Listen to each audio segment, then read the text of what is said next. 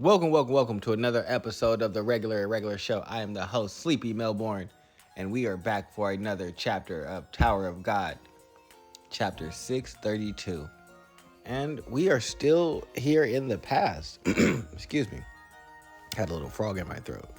But yeah, we are still here in the past. We are going through Traumerei's memories, and we are welcomed with a scene from with V, Kun, Eden, and I am going to assume that the woman is Yenan Yurang. So, those three are in a little bit of an argument, with Yurang having an issue with Eden, telling him that his disappearance put all of their lives in danger, and that he needs to apologize for his fault inside of the current situation and basically make amends. V intervenes, trying to play the mediator, while both parties are very upset, and then turn to him, telling him that he needs to be a good mediator and actually do his job and decide who is right and who is wrong based on the evidence presented if he is going to interject. He then says, "Hey, Zahad, I'm not the actual leader. Aren't you the team leader?"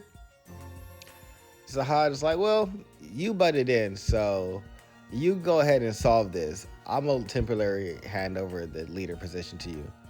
So V does what we see V do best. Put that on to somebody else. So he makes Gustang the judge for the group.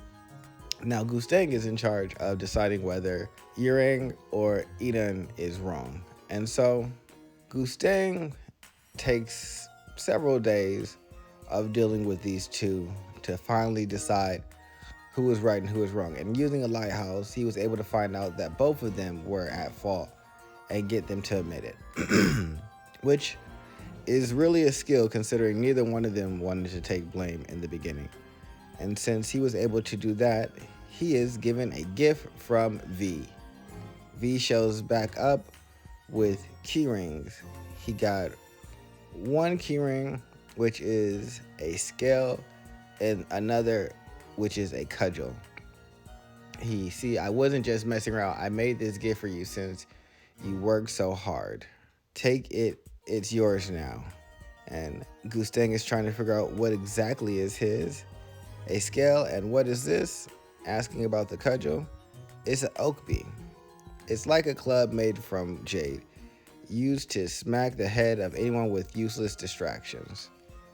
I got it for you in case something like this happens again. I asked the old man at the workshop for it. Why did you go to the suspicious old man for something like this? Basically, V is the one that gave Gustang the scale that he is currently using to judge Traumerei, which is mostly what this flashback was for, was to show how Traumerei and Gustang basically got into their positions, and how Gustang was made the judge and the chronicler of the 10 great warriors, realistically 12 great warriors, minus V and Grace. Which is interesting that even inside of all of these engagements, we still don't see Grace. So I wonder where she is at. But also we don't see all of the 10 in any of the scenes either. So I guess these are just specific memories and specific instances that have to do with parts of the group and not the group as a whole. But regardless, we get back to the present day, where we get to see Traumerei. And there was a little explained about Traumerei before we get to what's currently happening to him. That was explained about his past and how he was the most fragile of the group, where he wanted to basically exert control over all things, really. He doesn't want anything to be outside of his control or his command, even so much that things that lose their lives, he wants to be able to control them still, delving into necromancy, which is considered one of the forbidden arts in the tower. considering those that die are the property of the divine. Traumerei, however, does not agree and fully manifests his powers in necromancy, bringing back it looks like a monster peacock, is what I'm going to call it, the monster peacock. But neither truly alive nor dead, Traumerei learned how to engage with necromancy. And these are the kind of the things that we learned about Traumerei right before we get into him and the giant judge having the conversation.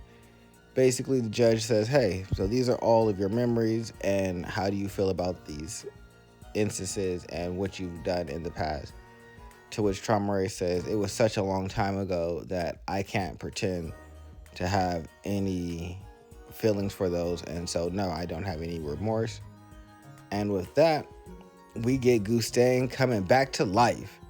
You don't have any remorse, and so the consequences of his actions, you have been granted the title of Judicator of Transgressions for your wrongdoings and will be resurrected. So we get Gustang back. He has the giant cudgel that he was also given to by V. And I guess they are two items that are to be used in tandem. Use the scales to discern the truth, and then once the truth is discerned, use the cudgel if those people are unwilling to acknowledge their faults in the situation, to batter them into submission and or acknowledging their wrongdoing. But regardless, I'm here for it. And so we see Gustang all shinied up, quill covered in an aura, writing in his little book, because he is ready. He's come back, and he has his seraphim that are surrounding him, and he is ready to go toe-to-toe with Traumerei and his monsters, which is basically what happens. Excuse me.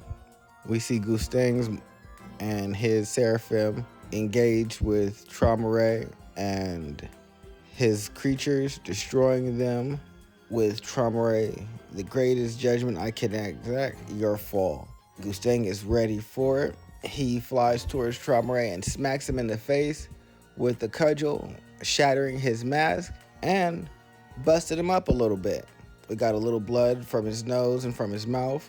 I don't think that this is near the end for Traumerei. I think that they're going to get into a really nice exchange, and we'll really get to see how powerful the family heads really are, with two of them going up against each other. And since they can't kill each other, I would like to see maybe one of them get sealed away, since death isn't an option. Do something like they did to Enkidu, put him into a deep sleep or seal him away. We have Gustang telling Traumerei, as he's got his cudgel, I'll beat those so-called wings of yours into like a dried fish.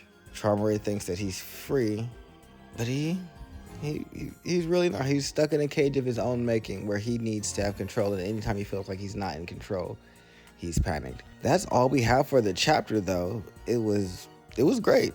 I got to see Gustang come back, which I'm on Team Gustang, if y'all couldn't tell.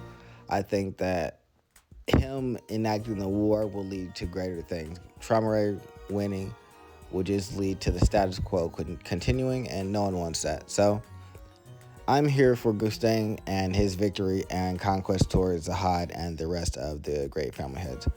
But this has been the Irregular show. Make sure you guys like, subscribe, and comment below. All right, love you.